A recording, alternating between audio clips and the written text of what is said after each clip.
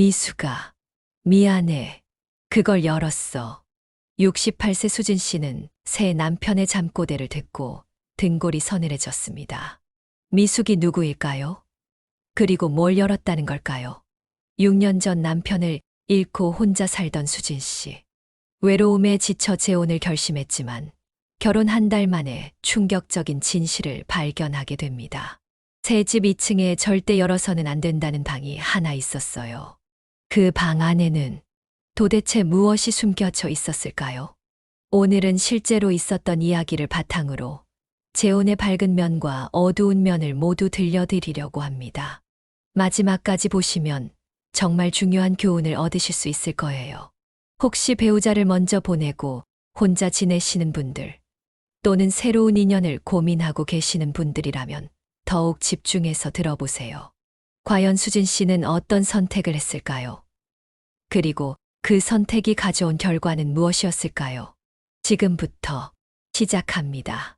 그런데 이야기를 시작하기 전에 잠깐, 혹시 아직 구독과 좋아요 버튼을 누르지 않으셨다면 지금 눌러주세요. 그리고 댓글로 여러분의 생각도 들려주시면 정말 큰 힘이 됩니다. 특히 오늘 같은 민감한 주제는 여러분의 경험담이나 조언이 다른 분들에게 큰 도움이 될 수 있거든요.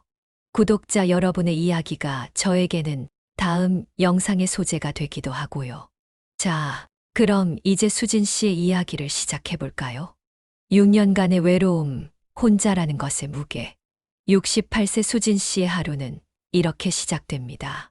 아침 6시 30분 알람 소리에 일어나면 여전히 정호 씨 분량까지 생각해서 밥을 합니다. 40년 동안의 습관이라는 게 무서운 거죠. 혼자 드시기엔 너무 많은 밥을 해놓고는 며칠씩 남은 반찬을 드셔야 해요. 정호 씨가 좋아했던 된장찌개인데 혼잣말을 하시며 국그릇을 바라보는 수진 씨.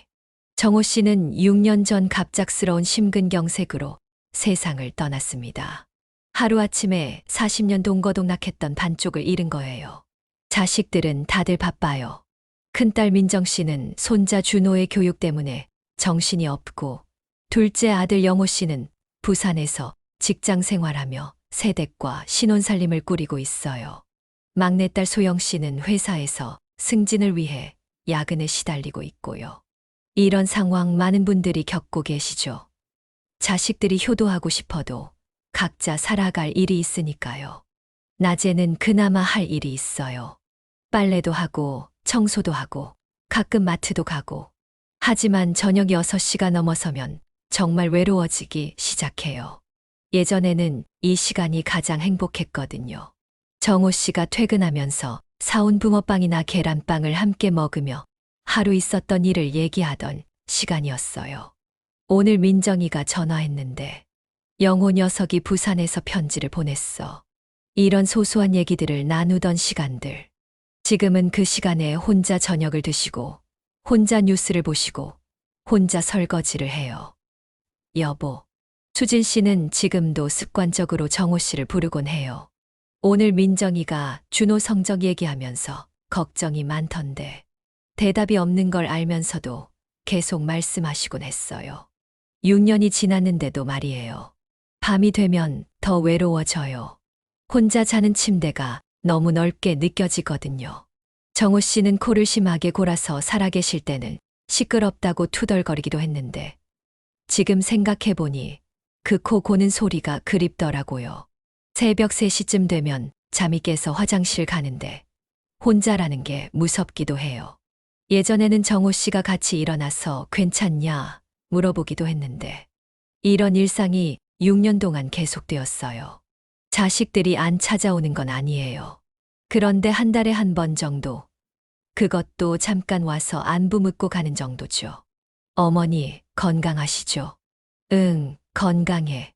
밥은 잘 드세요? 응, 먹어. 그럼 저희는 가볼게요. 준호 학원 시간이라서. 이런 식이에요. 자식들도 바쁘니까 이해는 해요. 하지만 마음은 허전하죠. 2부. 운명적인 전화 한 통. 그런 어느 날 갑작스럽게 전화가 왔어요. 저녁 7시쯤이었는데 수진 씨가 혼자 저녁을 드시고 계실 때였어요. 여보세요? 혹시 수진 씨 맞으십니까? 저는 김진수라고 하는데요. 정호 형의 친구입니다. 목소리가 떨리는 게 느껴졌어요. 수진 씨도 가슴이 두근거렸어요. 정호 씨의 친구라니. 장례식 때 뵈었던 분 같았어요. 아, 네. 안녕하세요. 갑자기 연락드려서 정말 죄송합니다. 사실 정호 형 기일이 다가와서 생각이 많이 나더라고요. 혹시 괜찮으시면 차 한잔 하시면서 형 얘기도 좀 나누고 어떠실까요? 수진 씨는 잠시 망설였어요. 6년 동안 정호 씨 친구들과는 거의 연락을 안 했거든요. 처음 12년은 가끔 안부 전화가 오기도 했지만 시간이 지나면서 자연스럽게 끊어졌어요. 하지만 정호 씨 이야기를 나눌 수 있다는 생각에 마음이 움직였어요. 그러면 좋겠네요. 정말입니까? 그럼 내일 오후 2시에 역 앞 투썸 플레이스에서 뵐까요? 네, 그렇게 하겠습니다. 전화를 끊고 나서야 수진 씨는 깨달았어요. 자신이 얼마나 누군가와의 대화를 그리워했는지를요. 그날 밤 수진 씨는 오랜만에 정호 씨의 사진을 꺼내봤어요. 결혼 20주년 기념으로 찍은 사진이었어요. 둘 다 젊지 않은 얼굴이지만 정말 행복해 보였어요. 여보, 내일 당신 친구분을 만나러 가요. 오랜만에 당신 이야기를 할 수 있을 것 같아요. 사진 속 정호 씨는 여전히 따뜻하게 웃고 있었어요. 첫 만남, 그리고 서로의 외로움.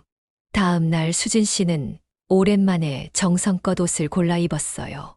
평소에는 집에서 입는 편한 트레이닝복만 입고 있었는데 사람을 만나러 나가는 것이 정말 오랜만이었어요. 서둘러 동네 미용실에 들렀어요. 어머님, 오늘 어디 가시는 일 있으세요? 미용사 영희 씨가 물었어요. 응, 오랜만에 사람 만나러 가야 해서. 간단한 커트와 드라이를 받고 나니 거울 속 자신이 조금 달라 보였어요. 카페에서 만난 김진수 씨는 50대 후반쯤 되어 보이는 분이었는데 키가 크고 단정한 인상이었어요. 정호 씨보다 조금 나이가 많아 보였고 차분하고 신중해 보이는 분이었어요. 수진 씨시죠? 김진수입니다. 네, 안녕하세요. 처음엔 어색했어요. 6년 만에 정호 씨가 아닌 다른 남성과 마주 앉아보는 거였거든요. 김진수 씨가 먼저 입을 열었어요. 정호 형 생각이 많이 납니다. 특히 기일이 다가오니까. 그러시군요. 형이 부인 얘기를 정말 많이 했어요. 자랑스러워 했거든요. 그랬나요? 네.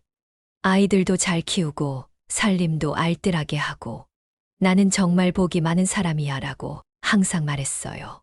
정호 씨 이야기를 듣는 것만으로도 수진 씨 마음이 따뜻해졌어요. 사실 저도 형을 잃고 많이 외로웠어요. 평생 친구였거든요. 그제서야 수진 씨는 김진수 씨도 정호 씨를 그리워하고 있다는 걸 알았어요. 진수 씨도 혼자 사세요? 네.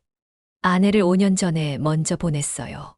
암이었는데 2년 동안 투병하다가 김진수 씨도 비슷한 처지였어요. 아내분을 먼저 보내고 혼자 살고 있었거든요. 자녀분은? 없어요. 아이가 생기지 않아서 부부 둘이서만 살았어요. 그러니까 정말 혼자였던 거예요. 많이 외로우시겠어요. 그렇죠. 특히 저녁 시간이 혼자 밥 먹을 때가 제일 힘들어요. 저도 그래요. 그래서 요즘은 일부러 늦게 먹어요. 빨리 잠들려고. 서로의 외로움을 이해하는 사람이 있다는 것만으로도 큰 힘이 되었어요. 그날 2시간 정도 이야기를 나눴어요.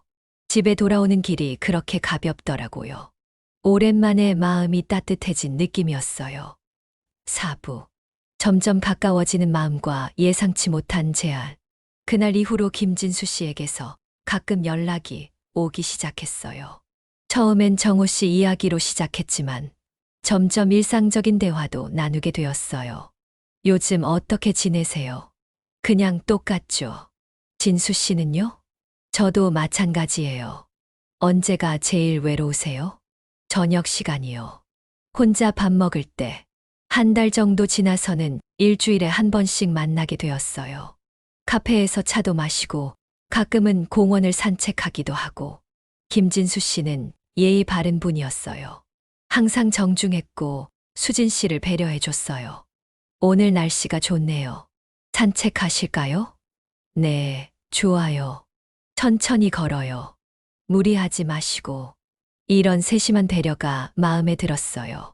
2달째 되던 어느 날, 김진수 씨가 자신의 이야기를 좀 더 자세히 해줬어요. 제가 아내를 떠나보낼 때 정말 힘들었어요. 2년 동안 간병하면서 희망을 잃지 않으려고 했는데 많이 힘드셨을 거예요. 네. 그때 정호 형이 정말 많이 도와줬어요. 병원비도 빌려주고 제가 지칠 때마다 격려해주고. 수진 씨는 김진수 씨에게 점점 마음이 열리게 되었어요. 같은 아픔을 겪은 사람이라는 동질감도 있었고 정호 씨의 친구라는 점에서 신뢰감도 있었어요. 3개월째 되던 어느 날 김진수 씨가 조심스럽게 말을 꺼냈어요. 수진 씨. 네. 이렇게 말씀드려도 될지 모르겠는데 평소와 다르게 조심스러운 태도였어요. 수진 씨, 이렇게 계속 혼자 사시기엔 너무 아까우세요. 무슨 말씀이세요? 김진수 씨는 잠시 머뭇거리다가 말했어요. 저도 혼자 살기가 참 힘들어요. 서로 의지하며 살 수 있다면 어떨까요? 재혼 이야기였어요. 수진 씨는 깜짝 놀랐어요. 전혀 예상하지 못했거든요. 그런 생각은 갑자기 말씀드린 것 같네요. 부담 갖지 마시고 시간을 두고 천천히 생각해 보세요. 그날 밤 수진 씨는 잠을 이룰 수 없었어요. 재혼이라니 정말 생각해 본 적이 없었어요. 하지만 한편으로는 마음 한구석이 설레기도 했어요. 다시 누군가와 함께 살 수 있다면, 더 이상 혼자가 아니라면. 일주일을 고민한 끝에 수진 씨는 마음을 정했어요. 좋겠어요. 함께 살면 좋을 것 같아요. 오부. 새로운 시작과 차가운 현실. 결혼 준비는 간단했어요. 혼인신고는 조용히 둘만 했고, 자식들에게는 나중에 말하기로 했어요. 김진수 씨 집으로 이사하는 날, 수진 씨는 정호 씨와 함께 살았던 집을 마지막으로 돌아봤어요. 여보, 미안해요. 이제 다른 사람과 살게 되었어요. 하지만 당신을 잊는 건 아니에요. 정호 씨 사진은 새 집으로 가져갈 수 없었어요. 김진수 씨에게 미안할 것 같아서. 김진수 씨 집은 깔끔한 2층 단독 주택이었어요. 편하게 생각하세요. 이제 당신 집이기도 하니까요. 첫 번째 저녁 식사는 어색했어요. 6년 동안 혼자 먹던 밥을 누군가와 함께 먹는다는 게 정말 오랜만이었거든요. 하지만 뭔가 이상했어요. 대화가 잘 안 이어졌거든요. 저녁을 먹고 나서 김진수 씨가 말했어요. 제가 서재에서 책 좀 볼게요. 편히 쉬세요. 그리고는 2층 서재로 올라가 버렸어요. 수진 씨는 거실에 혼자 남겨졌어요. 결혼 첫날인데 이래도 되나? 9시가 넘어서야 김진수 씨가 내려왔어요. 자러 가야겠네요.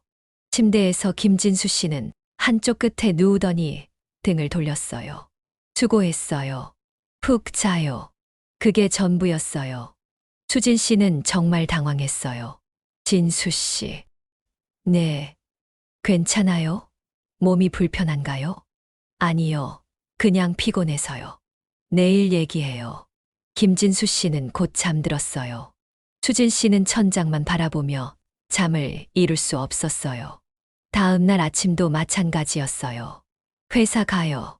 일찍 나가야 해서. 아침은 걸을게요. 그럼 점심은? 오늘은 회식이 있어서 늦을 것 같아요. 며칠이 지나도 상황은 똑같았어요. 김진수 씨는 일찍 나가서 늦게 들어오고 집에 있을 때도 서재에서만 있었어요. 일주일이 지난 어느 날 밤 수진 씨는 용기를 내서 말했어요. 진수 씨, 우리 얘기 좀 해요. 무슨 얘기요? 이상해요. 결혼하기 전이랑 너무 달라요. 김진수 씨가 한숨을 쉬었어요. 수진 씨도 알잖아요. 우리 나이에 뭘 바라겠어요. 그게 무슨 말이에요? 그냥 외롭지 않게 함께 살면 되는 거 아닌가요? 너무 많은 걸 바라지 마세요. 그 말에 수진 씨는 충격을 받았어요. 너무 많은 걸 바란다고요? 그럼 저는 뭐예요? 김진수 씨는 대답하지 못했어요. 그날 밤도 김진수 씨는 등을 돌리고 잤어요. 수진 씨는 어둠 속에서 눈물을 흘렸어요. 6부. 감춰진 방의 비밀과 충격적인 진실. 한 달이 지나면서 수진 씨는 집 안에 이상한 점이 있다는 걸 알게 되었어요. 2층에 방이 하나 있는데 그 방만은 절대 열지 말라고 했거든요. 그 방은 뭐예요? 창고예요. 잡동사니만 있어서 들어가실 필요 없어요. 김진수 씨는 항상 그 방 앞을 지날 때 문이 잠겨 있는지 확인했어요. 어느 날 동네 슈퍼에서 아줌마들이 수근거리는 소리를 들었어요. 아, 그분. 예전에 무슨 일 있었던 분이에요. 뭔 일이요? 정확한 얘긴 모르겠지만 첫 번째 부인한테 너무 집착했다던데. 돌아가신 지 5년이 넘었는데도 아직도 첫 번째 부인에게 집착. 며칠 후 어느 날 밤 김진수 씨가 평소와 달리 술을 마시고 들어왔어요. 많이 취해 있었어요. 수진 씨가 물을 가져다 드리려고 하는데 김진수 씨가 잠꼬대를 하기 시작했어요. 미수가, 미안해. 미수, 그걸 열었어. 미안해. 다시는 안 열게. 수진 씨는 등골이 서늘해졌어요. 미수가, 가지 마. 혼자 두지 마. 다음 날 김진수 씨가 출근한 후 수진 씨는 참을 수 없었어요. 금기였던 그 강을 열어보기로 했어요. 카드를 이용해서 겨우 문을 열었어요. 방 안에 들어가서 수진 씨는 충격을 받았어요. 온통 한 여성의 물건들이 가득했어요. 옷, 화장품, 액세서리, 그리고 벽에는 사진들이 가득 붙어 있었어요. 모든 사진 속에는 아름다운 여성이 있었어요. 젊을 때부터 중년까지의 사진들. 그리고 침대 옆 탁자에는 미숙이라는 이름이 새겨진 액자가 있었어요. 모든 게 그대로 보존되어 있었어요. 마치 어제까지 여기서 살던 사람이 잠깐 나간 것처럼. 서랍을 열어보니 편지들이 있었어요. 김진수 씨가 미숙 씨에게 쓴 사랑 편지들이었어요. 미숙아, 오늘도 사랑해. 평생 함께하자. 미숙아, 너 없는 세상은 상상할 수 없어. 편지들을 보며 수진 씨는 모든 걸 이해했어요. 7부. 진실 공개와 이별의 결심. 김진수 씨가 퇴근했을 때 수진 씨는 그 방에서 나와 있었어요. 들어갔군요. 화를 낼 줄 알았는데 김진수 씨는 그냥 무너지는 것 같았어요. 미숙 씨가 첫 번째 부인이세요? 네. 언제 돌아가셨어요? 5년 전이요. 어떻게? 췌장암이었어요. 6개월도 못 버텼어요. 김진수 씨는 눈물을 흘렸어요. 30년을 함께 살았어요. 아이도 없이 둘이서만. 미숙이가 제 전부였어요. 수진 씨는 모든 걸 이해했어요. 김진수 씨는 이미 세상을 떠난 첫 아내의 기억 속에 갇혀 살고 있었던 거예요. 그럼 저는 뭐예요? 미안해요. 제가 묻는 건 그게 아니에요. 저는 당신에게 뭐예요? 김진수 씨는 한참 동안 대답하지 못했어요. 외로웠어요. 너무 외로웠어요. 그럼 저는 그냥 외로움을 달래기 위한 사람이었던 거예요. 수진 씨는 절망했어요. 이건 사랑이 아니었어요. 자신은 단지 미숙 씨 자리를 채우는 대체물에 불과했어요. 다음 날 큰딸 민정이가 갑자기 찾아왔어요. 어머니, 재혼하셨다면서요. 왜 말씀 안 하셨어요? 어머니, 행복하세요? 뭐, 지금 행복하시냐고요. 수진 씨는 대답할 수 없었어요. 어머니 표정 보니까 알겠어요. 전혀 행복해 보이지 않으세요. 어머니, 그 집에서 나오세요. 나오세요. 어머니가 행복하지 않다면 왜 억지로 사세요? 민정이의 말이 수진 씨의 마음을 흔들었어요. 어머니도 행복할 권리가 있어요. 누군가의 그림자가 되어 살 필요 없어요. 그날 밤 수진 씨는 결심했어요. 진수 씨. 네. 저 떠날게요. 김진수 씨는 놀란 듯 수진 씨를 바라봤어요. 갑자기 왜 이렇게 살 수 없어요? 뭐가 문제예요? 제가 뭘 잘못했나요? 잘못한 건 아니에요. 하지만 저도 누군가의 그림자로 살고 싶지 않아요. 진수 씨는 미숙 씨를 사랑하고 계세요. 지금도, 그리고 앞으로도. 김진수 씨는 부인하지 못했어요. 저는 그냥 빈자리를 채우는 사람이었던 거죠. 그런 게 아니라, 그럼 뭐예요? 미숙 씨 방은 그대로 두면서 저한테는 현실적으로 생각하라고 하고, 수진 씨는 눈물을 흘렸어요. 저도 사랑받고 싶어요. 진짜 사랑을. 혼자 사는 게 나아요. 적어도 혼자 있을 때는 기대라도 할 수 있었어요. 김진수 씨는 아무 말도 하지 못했어요. 미안해요, 진수 씨. 그리고 고마웠어요. 8부. 새로운 시작, 진짜 나로 사는 사흘. 다음 날 수진 씨는 조용히 짐을 쌌어요. 가져온 것들만. 김진수 씨는 말리지 않았어요. 그냥 멀리서 지켜볼 뿐이었어요. 잘 지내세요. 진수 씨도.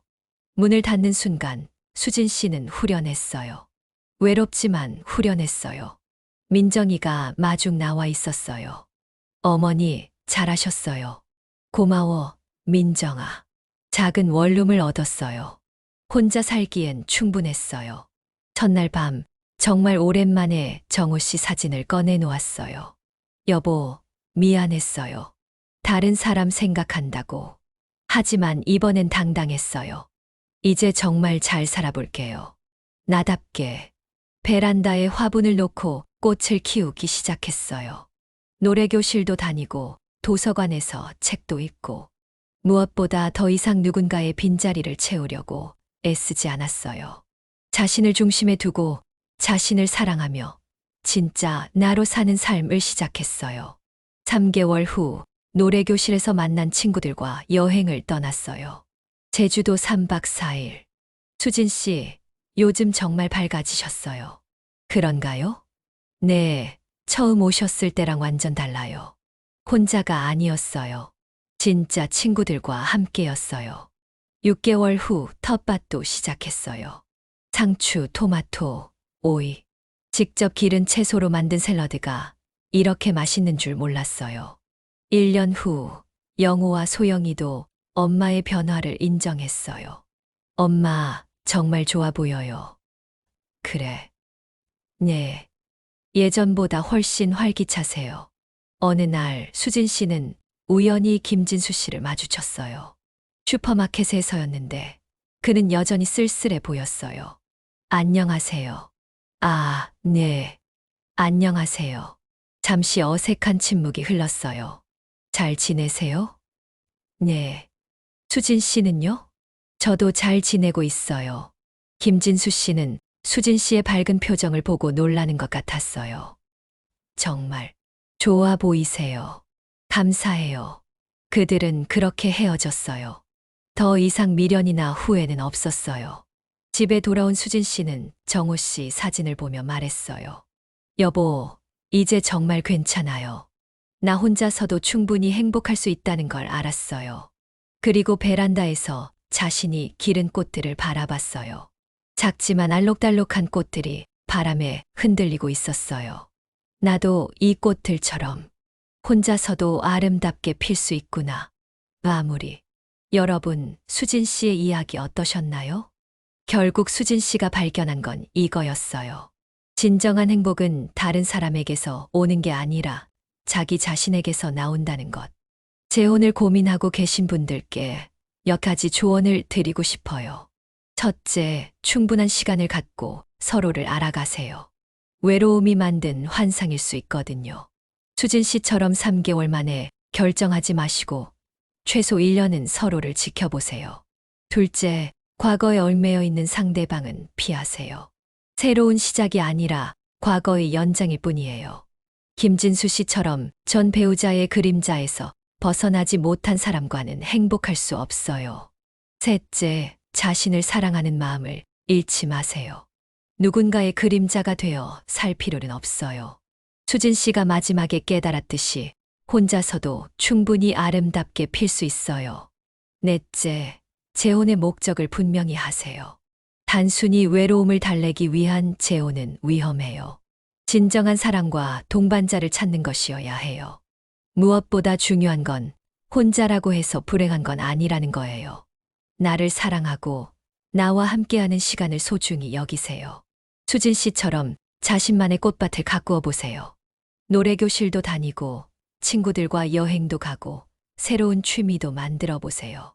그러다 보면 정말로 나를 이해하고 사랑해주는 사람을 만날 수도 있고 아니면 혼자서도 충분히 행복한 삶을 살 수도 있어요. 중요한 건 선택권이 내게 있다는 거예요. 누군가의 그림자가 아닌 나 자신으로 살아가는 것. 댓글로 여러분의 생각을 들려주세요. 혹시 비슷한 경험이 있으시거나 재혼을 고민하고 계신 분들의 이야기도 궁금해요.